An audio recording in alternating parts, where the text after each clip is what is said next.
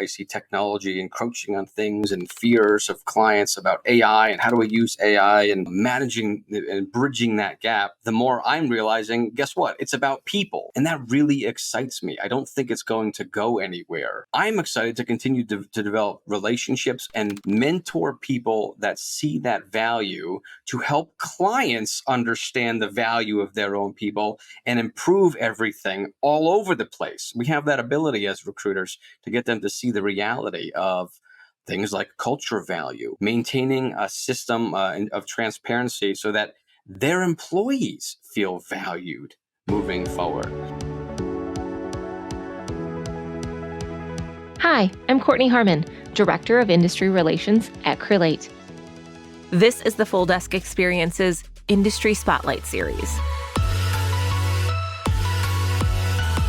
Welcome back to another episode of the Full Desk Experience. I'm your host, Courtney Harmon, and today I am so excited to have the pleasure of sitting down with Alden Galvanek, president of executive search firm, the Chatham Group. They have over 20 years of experience in the recruiting industry. They're getting ready to celebrate their 20th year, I think Alden said in 3 months. Big deal. I know, it's exciting. And Alden has a true passion for helping professionals take their career to the next level.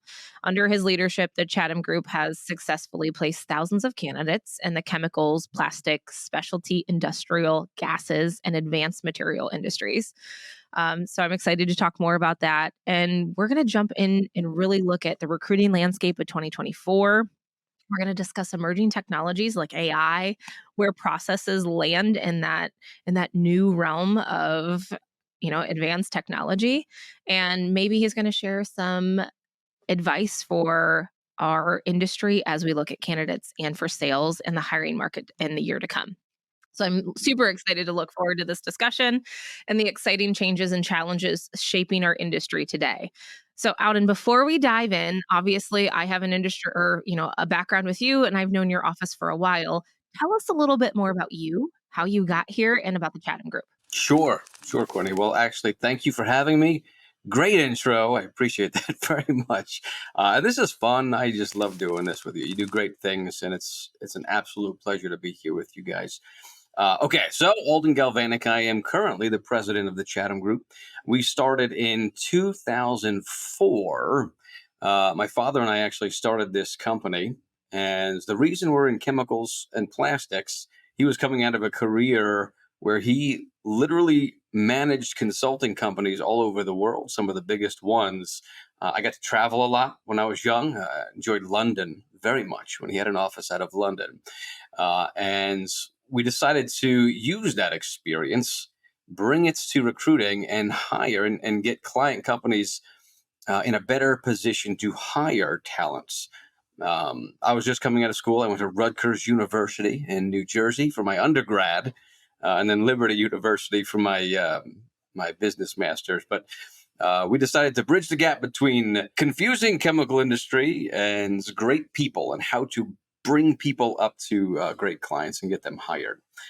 We've gone through a lot of ups and downs, as most companies have. Most of our clients have gone through hiring freezes, hiring trends, letting people go, staffing up. We followed those trends with them over the last few years. We grew to a pretty good size in 2008.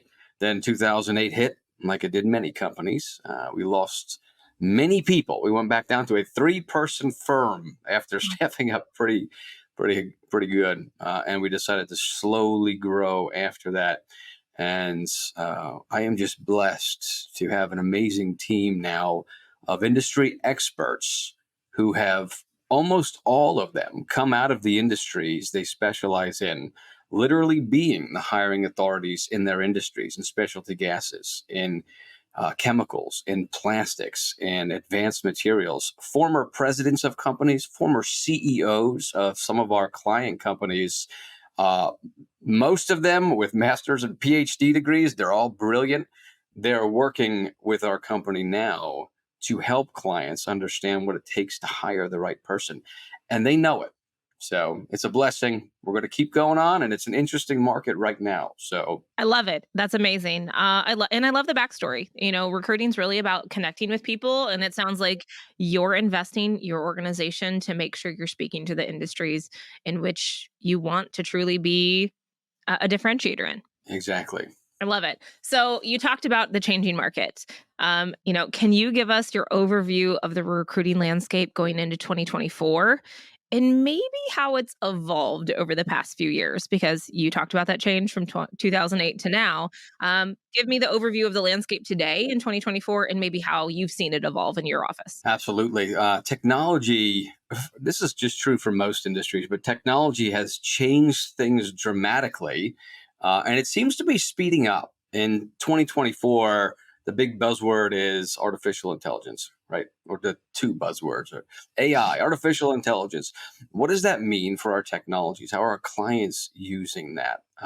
We're trying to keep our fingers on the pulse there. And it's doing some crazy things from the candidate side and from the client side out there.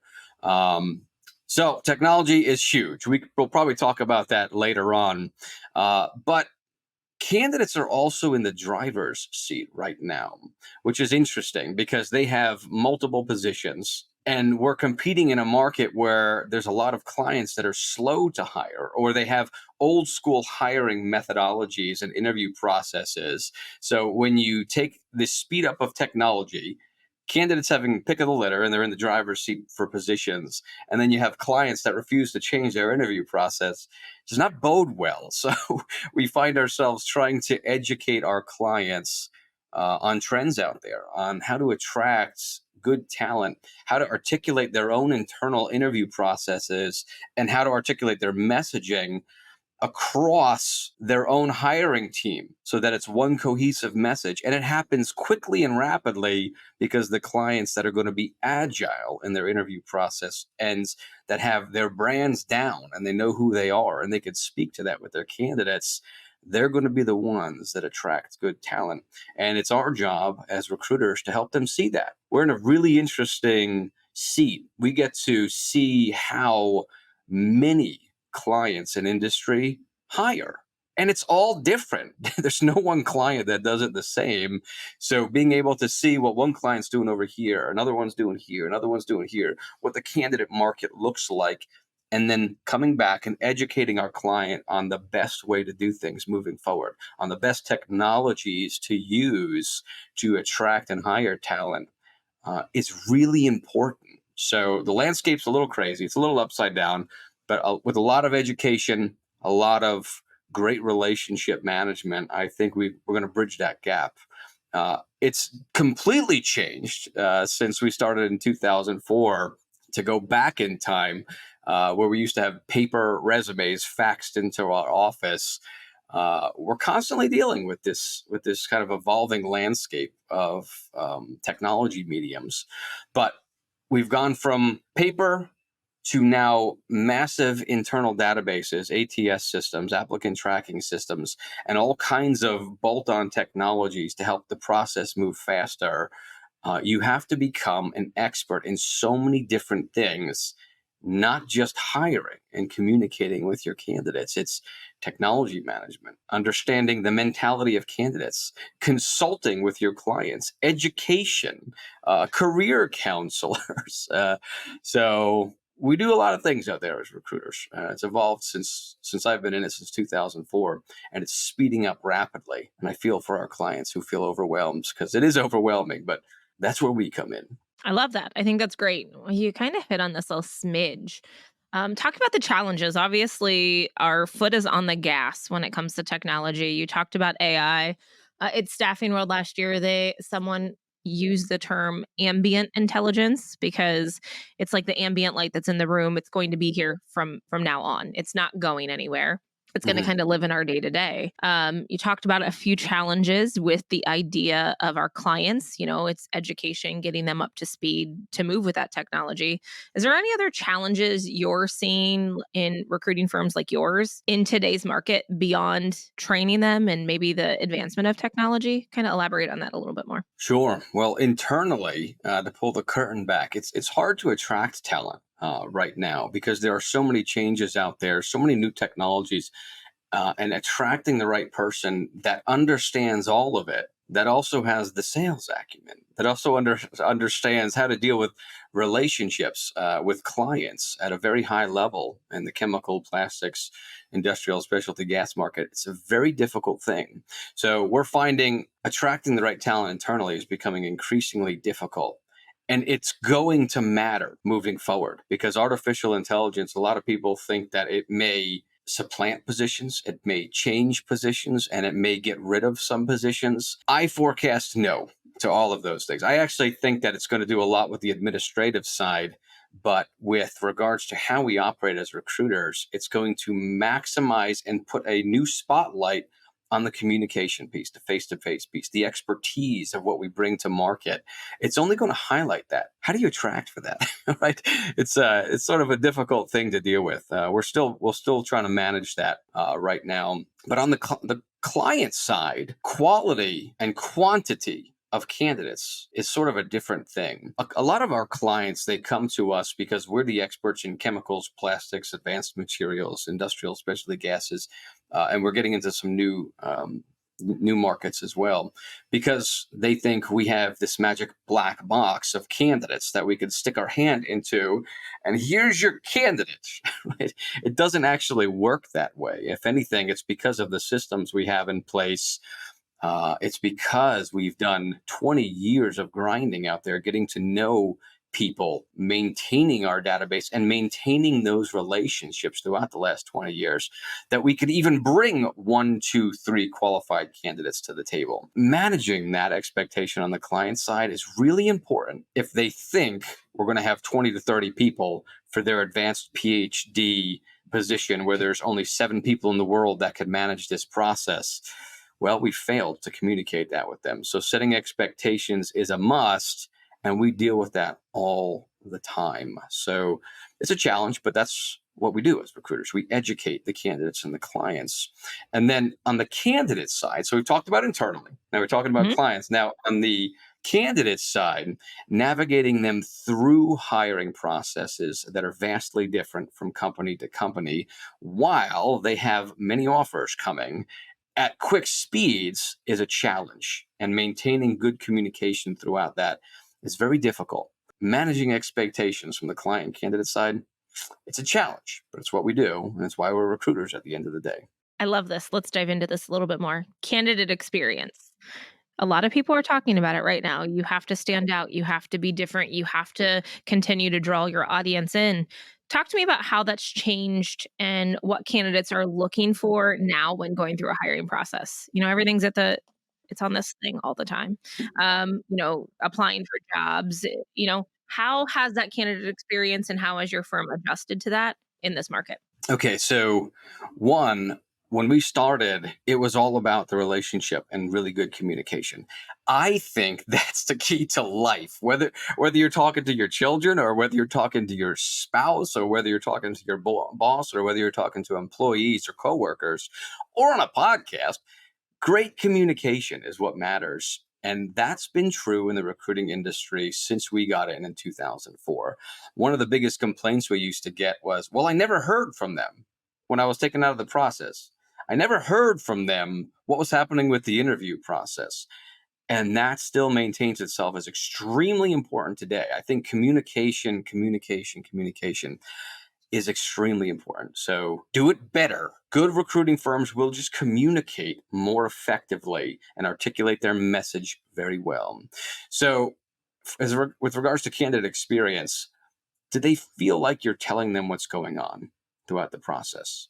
And do they feel like you're doing it with urgency and that there's some speed there? Even when the clients are maybe pushing the brakes a little bit, they're protracting their hiring process a little bit, are we still communicating that message to candidates? Good recruiters will do that. I think there also needs to be transparency in everything.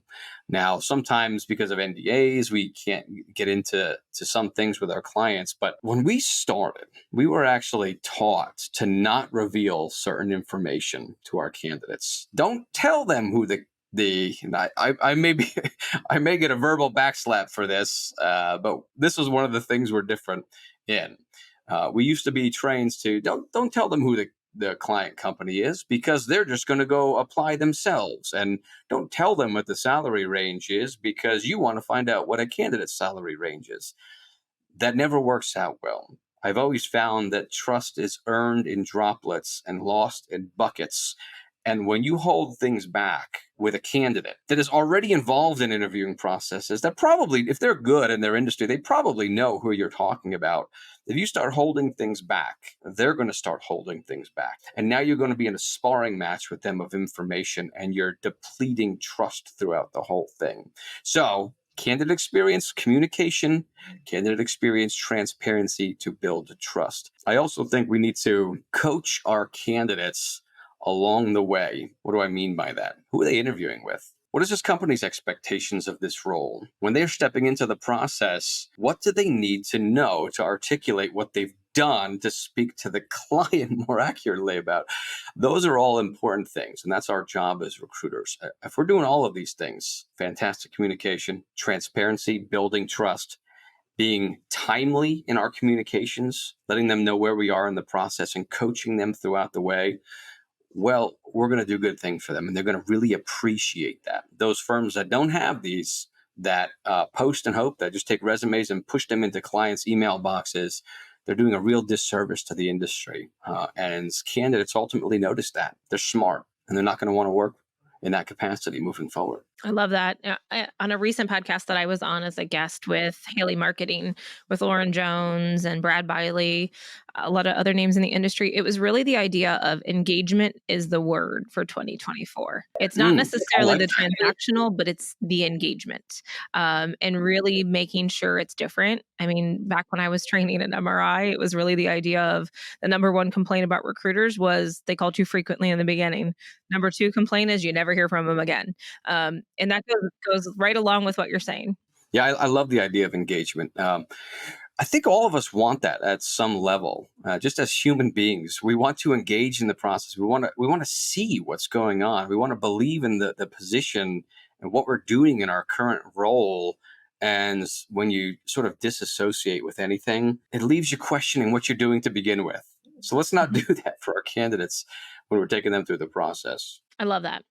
We talked about AI at the beginning, and I know based on our previous conversations, this is something you're very passionate about. Talk to me about how technology like AI has impacted your recruiting, like the recruiting industry, and maybe more importantly, your firm here at the Chatham Group. Absolutely. You say this is something I'm very passionate about. This is actually something that terrified me as an owner, because the word out there was, well, like always, when Career Builder came out, job boards are going to replace recruiters. And then social media and LinkedIn comes out, and it's, well, this is going to replace recruiters. And we find ourselves an inflection point again. There's a change happening right now. The inflection point is artificial intelligence. And what is that going to do to interactions, to positions, and especially the recruiting process and industry? So I'm researching this a lot. I'm spending a lot of time pulling up scholarly articles. I'm talking with professionals out there. We're currently interviewing companies from Stanford University that are developing AI, what we'll call autonomous agent technologies, to go out there to do recruiting. And I'm trying to see what is that going to, or how is that going to impact the future of recruiting? And I now am moving from scared to excited and passionate, because all of the research, especially with COVID, people moving away from face to face interactions to more digital interactions, there's a lot of researching saying that people miss that. There's a Mhm. human to human element that will never be captured with AI. In fact, when speaking with some of these companies that are developing these AI tools for interview processes, for sourcing candidates, the number one thing they've realized is, well, when people realize they're dealing with AI, it kills the process 100% of the time. That's fascinating. And we need to understand that as recruiters and really, really hold that in light. What does that mean? That means that human beings like talking to human beings. It's about the relationship at the end of the day. Now, AI is doing wonders for what I'm calling the administrative side of recruiting, where it's helping go out and source different job boards and pull back candidates that may be good. It's helping with messaging, getting messaging out faster, moving to that speed model we were talking about. If we want to give a good experience to our clients and candidates, it has to be fast with good communication. AI is helping do that. But what it's not doing, much to my surprise and excitement, is taking away that relationship piece. It's actually maximizing that. And that's where I think we have a foothold in the future as recruiters. And I'm very excited to see how that continues to vet itself. So one of the things we're doing is not only investigating these AI tools diligently, we have a team inside of my company where every week we get together and we ask a couple questions. What are we currently utilizing? Do our clients like it? What are we not utilizing that's currently coming to the market with regards to technology?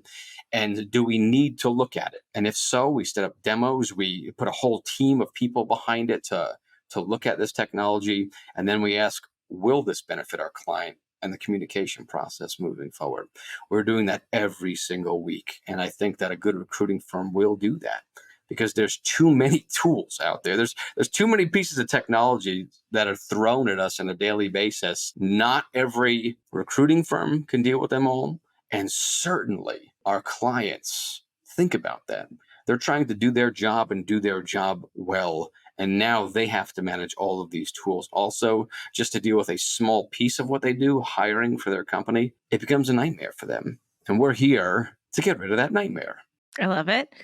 Okay, so you talked sourcing. You're like, hey, you think it might replace that first part of this model, the recruiting, the sourcing piece, the administrative tasks, right? I guess my first question is, do you continue to see that to dominate our industry in that portion? And then have you guys started implementing any of that? And I mean, when someone gets to that point to say, okay, let's do this, you're obviously spending time with your organization to do it. How do they start? I think it's scary. You said you were terrified. I think others are in your position probably still today. Well, right. It is a scary thing. It's just new, right? But new things are always scary, right? I think there's some benefits on the back end if you just try to understand them. When I was really diving into this, I actually realized that there was an executive order in October of last year placed by the current administration to make sure that AI helps people's jobs, not takes away people's jobs. And I was thinking about that. And then the more I dove into that, the more I realized, and here's a direct quote from somebody at the Labor Department for UI modernization. And he said something, I think it's going to point our compass in the right trajectory here with regards to AI.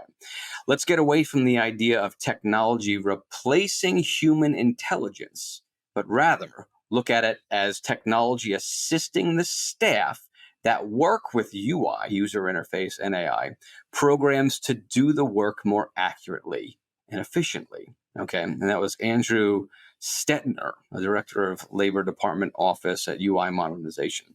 I think he's onto something there. When I talked to some of our people inside, I was talking to Mike Muller, genius. He was actually former president of one of our client companies. We did so much work with him. We got to know him over the course of probably 10 years of recruiting that when he retired as president, guess what? He wants to work with us. And he's been one of our most successful recruiters here for the last 5 years.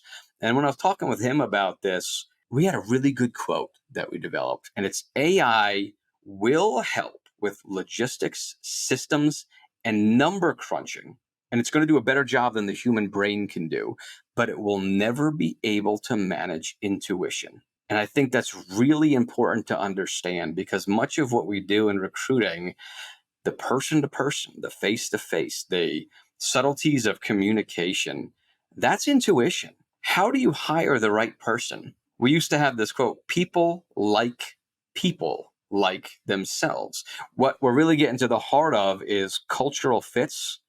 And AI can't manage that well. It can't articulate that well, and a resume can't highlight that well. So, to get back to your question about what's going to happen over the next 3 to 5 years, or what's AI doing right now? Yeah, absolutely. Or what are you anticipating for your organization in the next 3 to 5 years? How are you positioning your firm? Yeah. Okay. So it's going to be that front end piece. The AI tools are going to become more prevalent, and I don't think they're going away. But it's going to take over the administrative stuff the initial communication stuff, the data collection and the number crunching stuff, and do it way better than we as recruiters can do it. And a good recruiter is going to leverage that to get rid of all that stuff. It's like mosquitoes anyway, buzzing around with all the little things that we have to deal with on a daily basis just to get to the great conversation with our client and candidate. It's going to get us there faster so that we can do what we're good at more, getting on the phone with our clients, leveraging our expertise, and managing the intuition piece of what we're doing more and more. So at the Chatham Group, we're leveraging that. We're currently looking at technologies, implementing them now. We have some that are doing a great job, like the Crelate piece and the sequencing piece. We're diving into that. We're also looking at AI technologies that are going out and sourcing information and pulling it back to get us on the phone faster so we can have these in-depth conversations quicker and deeper in many cases with candidates right now. That's amazing. And it's going to be changing. It's going to be changing month after month. So I'm excited to see where it goes. Yeah, And and faster. It's going to change fast. It's like, think about like 10 years ago to now. It's like, yeah, there was always changes coming out, but it seems like more and more. And that's a benefit too in recruiting, because if we're going to be the experts, we have to know how it impacts recruiting and our clients and then do it well. And our clients aren't going to want to deal with it at the speed it's coming at them. We talked recruiting, we talked the sourcing piece. Let's switch. You just mentioned clients. On the sales side, how do you see the role of sales teams evolving in the future? And is there any new skills that are going to be critical, whether it's this AI piece? Do you see anything changing for the sales side of our business? I don't. Really, and why do I say that? I think technology hasn't really impacted the sales side. Okay, for our firm, let's take a look at our firm with a microscope. So most of our people are successful because they came out of industry. They know how to hire for their industry. They know the pain points of the companies that they came out of. They know what a good candidate can do so that when they're talking with a client, they can articulate that and say, hey, I've been where you've been. In fact, I've done this. And not only have I done this, but I've recruited successfully to do this. And that comes down to relationships. So having the relationship has been what differentiates recruiters. And I think that will still be what differentiates recruiters on the sales side. Most of our people are successful because they know their hiring authorities, and they know how to have those articulated communications and conversations with them. It used to be different though. When we got into this business, we used to hire and just more behind the curtain stuff. You would get into recruiting and then you would take over a territory. And it was a geographic territory. So you would then go and just develop relationships with all of those people in your territory and become the best recruiter for that area.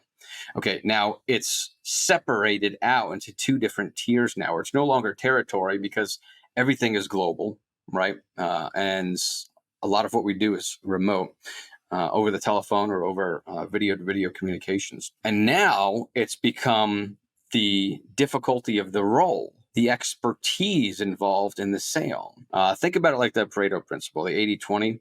80% of what a client does is sales roles, operations, entry-level positions. You can split that down. And then the other 20%, which is where we're involved with, is high-level, C-suites, managerial, operations, engineering, very complicated positions.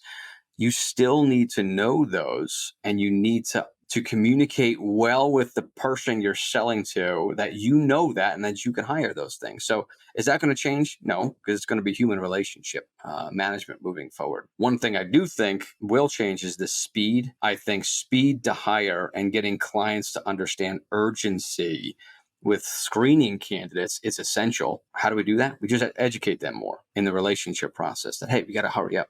Your long process is killing the candidate experience and you're losing your candidates. Let's button that up and move forward. And that's still a conversation, a person-to-person conversation during that process. So sales, I don't see it changing too much. If Okay. anything, it'll improve with developing lists faster and getting out there in front of people quicker. But it's going to be the person-to-person relationship. Fantastic. I know your industries are very niche. Obviously, even before we started this call, I was like, "Oh, what is that area?" But how do you look at this in your value that you provide for your clients? How do you, when you're looking for new clients, how do you stay competitive? How do you differentiate your services from others in your space? We've done this from the beginning. I told you a little bit about how we always have these meetings internally where we're continually, it's actually kind of the scientific method. We have a lot of scientists, master's degree, PhD people here. So we take the scientific method, we look at all the technologies out there. We scratch out the ones that aren't impacting us. We pull in new ones. We're always on this evaluation cycle of how can we do things better? How can we do things better? How can we do things better moving forward? Not a lot of firms do that. There's a lot of recruiting companies that continue to do it their way. Their way was 10 years ago. How are they managing new technologies? That's a good question. I'd actually ask every recruiting firm to answer that for yourself. How are you managing the new technologies that are coming out? We're doing that on a weekly basis with a team of people inside of our companies and integrating what's good and cutting out what doesn't work anymore. And it happens very quickly. Secondly, the thing that really separates us is the people that we have. I keep saying this. I love them. I'm proud of all of them. Multiple PhDs, 3 PhDs on staff, all have run companies and have literally done every position throughout their career that we hire for now. Who better to talk to our clients than them with regards to needs? Talk about a leading edge or staying on the cutting edge. We've done that. We can do that. And we have the technology moving forward to help support that. And we're developing a support system inside our company around them and their expertise. And that sets us apart from a lot of other recruiting companies out there. Most of them, I'd say. It sounds like you're really good at getting people in the door. You're really good at consulting and educating. I think another part of this industry is retention. I know on our side of the house, we talk a lot about upskilling and reskilling in the future because people are leaving jobs. It's a candidate-driven market. How do you consult with your clients about talent retention, and how do you help them with strategies that work well to retain people within their organization? That's a great question. And it comes back to culture also and our ability to coach them on what we're seeing work and not work out in industry.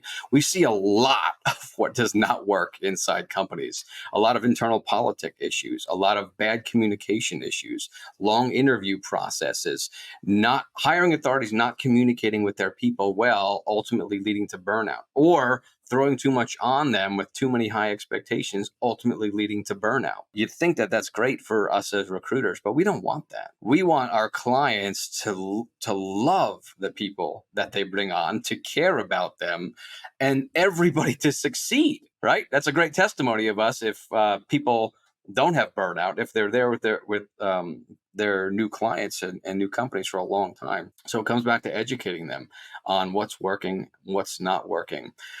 And many companies, believe it or not, they don't put a value on the internal culture that they have. There is a huge shift today where candidates want to go and work for a company where they feel valued and they believe in what they're doing. How can they go into a new job if the company doesn't even know what they're doing, but they're producing a good chemical and they want to push it out there for maximized profit? It's good, and we're a capitalistic society. I understand that.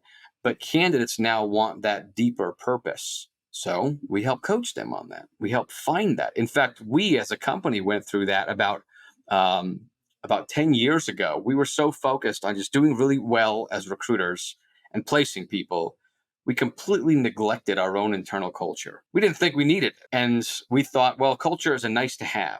Well, we went through consultations and we brought people on to look at our company and figure out how can we improve it. And we realized that we had that backwards. Culture is actually the one thing that is most important, not only in our company, but with every company out there. If you could start at the heart of what you do, why you do it, and how you do it, and get people to believe in that and care enough about them that they believe in it, success starts to happen. We educate our clients that way also and get them to understand that moving forward. And the people will share the vision with companies that can articulate it well with transparency. and success will happen out of that. I think that's amazing if you can especially have that conversation to be like, "Hey, I was where you are. This is the emphasis we put." And when my mind thinks the Chatham Group, I always have thought culture because I know you and your father very well. So that is something that stands out, and it associates in my brain. Well, I love that. Thank you very much. We did not always have that, and we were terrible. But now we look at our people and we realize, and we have this funny tagline: we're the Chatham Group. We find great people. It's always been there, but we miss the meaning of that. We don't just find great people to hire for our clients. We find great people here inside of our own company.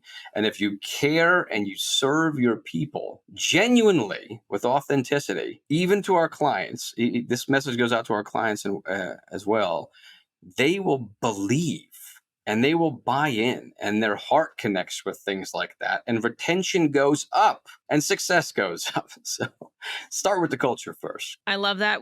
I've talked about this before, but I think oftentimes organizations forget they have three audiences. They don't just have candidates and clients, they have their internal teams as well. And missing that is definitely a disservice to your own internal organization. So I love that. I love that you're fully aware of that and you're definitely making sure that thrives. Good. I love it too. Let's switch topics a smidge. Let's talk about where you're seeing the most demand and growth currently in today's market. And maybe the flip side of that, what are the hardest roles to fill right now that you guys are seeing? So most demand and hardest to find. Sure. So they kind of go hand in hand right now. Well, we deal with a lot of technical positions, chemical industry, you can imagine. So the demand is around highly technical positions where there's an in-demand skill set. And the biggest difficulty is finding those technical people with those really hard to find skill sets. So how do we deal with that? Well, we develop relationships with people. We network. We get involved with those peoples in their community, those people in their communities, and ask them, "Who else do you know?" Networking all throughout the way, developing relationships with them. But that's always been something that's been difficult, especially in the engineering field. We have a hard time finding like electrical engineers. Very difficult to locate good high quantity of electrical engineers. We've seen an uptick in management and C-suites over the last few years, C-suite positions. Leadership roles, they're just out there right now. And we deal with them also. I love. So it sounds like you hit on something again. One of the most underrated things that I think we don't do as much as in our industries is it sounds like those difficult areas you're going back to referrals. It's like it's not rocket science, it's nothing new, but it's really you have to earn the right at the table to ask who else they know. Am I wrong? No, you are spot on. In fact, one of the trends I'm seeing out there, um, doing all this research, one of the things they're forecasting is quality recruiters will get to know people and get to know more people because of those people. And you don't do that on social media. In fact, a lot of recruiters develop relationships on LinkedIn and they stay on LinkedIn and they develop LinkedIn and then all they want to do is work on LinkedIn. All of the studies I'm seeing and all of the research is saying, hey, people are starting to see that the amount of spam that's out there on LinkedIn right now is actually pushing people away from communicating on LinkedIn, and they're shutting down their LinkedIn messaging systems because they don't want to see any more stuff coming through. Well, how do you get in touch with those people? How do you get qualified people for your roles? How are clients out there going to get more people if the sources, the same wells that they all go to, are starting to dry up and people are starting to put tops back on them and say, no more, no more of this? It goes back to the relationship piece. We seem to be hitting on it throughout this entire conversation. And AI won't touch it. It's all about your relationship and your ability to talk with people authentically, get to know them, and say, is this right for you? Is this position right for you in your career? And if it's not, fantastic. It's not my job to push you into this role. It's my job to help you find something great for you and marry that up with a really great client and make that work for success. And by the way, who do you know that would be right for this role? And then you start and you just get to know more people that way. But people are not going to open up and give you that if you haven't built trust and rapport, those droplets in the bucket to begin with, by being authentic, great communication, and transparent on the phone with them, offering some sort of value with the role that you're bringing them. So yes, it's about networking. It will always be about networking and relationships moving forward. So true. You talked about it becoming spam. Ironically, I never have counted this before. This was not due to this call because I didn't know you were going to say that. But I got 62 LinkedIn messages alone yesterday. That's not my email. That's not my text messages. And I was like, holy cow. When you said that, I'm like, that is so true. 62 messages. So true. And it's happening more and more. When I took over the president role, I was even floored. When I took over president and I just changed my title to president on LinkedIn, I get more sponsored ads and in-mails about random things or new things that we need out there. And it's actually clogging up my message streams inside of LinkedIn. So I see it. I don't want that for our candidates moving forward. So true. All right, I'm going to skip ahead one. What excites you most about the future of recruiting and where our industry of staffing and recruiting is headed? What excites you most? Okay, I love people. I am a people person. I went back to school because I loved it so much and got a master's degree in just leadership and people. And the more I see where this industry is going, the more I see technology encroaching on things and fears of clients about AI and how do we use AI and managing and bridging that gap, the more I'm realizing, guess what? It's about people. And that really excites me. I don't think it's going to go anywhere.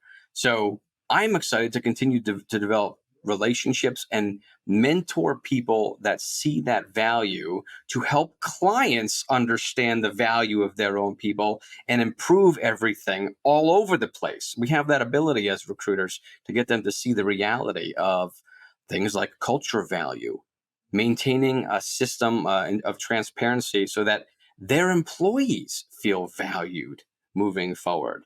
We're gonna be maximizing the recruiting effort in the future with that perspective in mind. I can't wait to continue to bring that to our clients and educate them on why only using AI and sourcing technologies are actually going to inhibit that kind of development inside of a company. And actually, it's cool too to stay on the cutting edge of technology because technology can be fun. It can be pretty neat and it can be pretty helpful. As it ramps up, there will be really interesting new technologies that come out. I'm actually excited to see where they go moving forward and continue to stay on the cutting edge of researching them and bringing them to our clients. That's amazing. So, as we look at top performing firms like your own, what separates those top performing firms from the rest of the pack today? Because everyone wants to be in the place where you guys are. They want to be performing, they want to be growing, they want to be scaling. So if you think about that, what's your competitive advantage and what would be your advice to somebody else to help separate them from the pack? Be authentic, offer a service to your clients and candidates where they feel valued and bring your expertise to the table every single time and don't let that dull. I remember, if anybody knows Danny Cahill, most people know Danny Cahill. He said this at a meeting one time. He said, "We forget the power of the recruiting call. We forget that as recruiters. We actually go into it and we just try and talk about our clients and our companies and do you want this job? And we have so much more on the table to bring to our clients and our candidates if we see it clearly. If we understand the power of the relationship and what we're bringing to the table for our clients, educating them in new technologies and systems, bringing great candidates to the table, and for the candidates, coaching them on the next position that elevates their career. If you don't lose that, you will appreciate recruiting. And if you appreciate recruiting, you have a passion for recruiting and for people. And if you have a passion, you will be good at what you're doing. And if you're good at what you're doing, clients and candidates will see that and they'll want to continue to work with you because at the end of the day, it's all about people and appreciating them. I love that. He has so many. I have so many things in my head from Danny Cahill. Once you said his name, all of these things rushed in my brain that he said over all I the years know. of training. He's a cool dude, man. Uh, okay, my last and final question, I promise. If you could give one piece of advice to recruiting leaders today, what would it be? If I could give a piece of advice to new recruiters today, I would say treat your candidates and clients like customers. Give them a high quality experience. They want engagement. Courtney and I were talking about that before. They want engagement and they want to be helped throughout this process. Regardless of how many systems and pieces of technology you have in place to make it easy for them, still treat them with a high quality experience and bring along your expertise. Our firm, for instance, has so many stories and so many historical background events and positions they've worked through that they could bring that to their client and help them with their pain points before they even realize their pain points.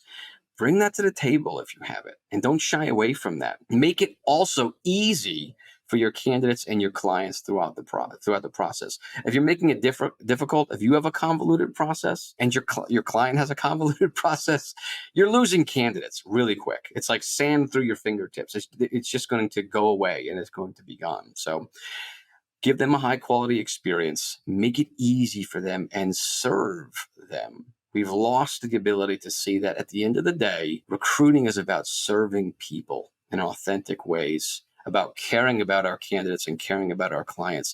And if you make it just about metrics and money and placements, you've lost it. Get it back and take it right back to the heart of what we do about people, caring about clients who are people, caring about candidates who are people that just want to improve their lives, and you're helping them do that. Do not forget that as one of the core elements of what we do. Alden, that was amazing. I couldn't agree more. Thank you so much for joining us today. I love your perspective. I love your insight. And I really love what you guys do over there at the Chatham Group. Well, I appreciate that. I love it too. Our people are great. Y'all are great. And Courtney, I thank you for this opportunity just to talk with you, pull the curtain back a little bit, laugh a little bit, and talk about how cool recruiting is at the end of the day. Absolutely. Well, this wraps up my conversation with Alden Galvanek, president of the Chatham Group. Again, Alden, thank you so much for your wisdom, your experience in our industry. And I appreciate you providing our listeners with such thoughtful perspectives where recruiting is possibly headed in the years to come, what to not to lose sight of, and why we probably all got in this business to begin with. To learn more about Alden's profile, you can check out the show notes. We'll provide his LinkedIn profile as well as the Chatham Group's website. But stay tuned for more episodes with top leaders in our industry that we'll be exploring more in the future. So thank you so much.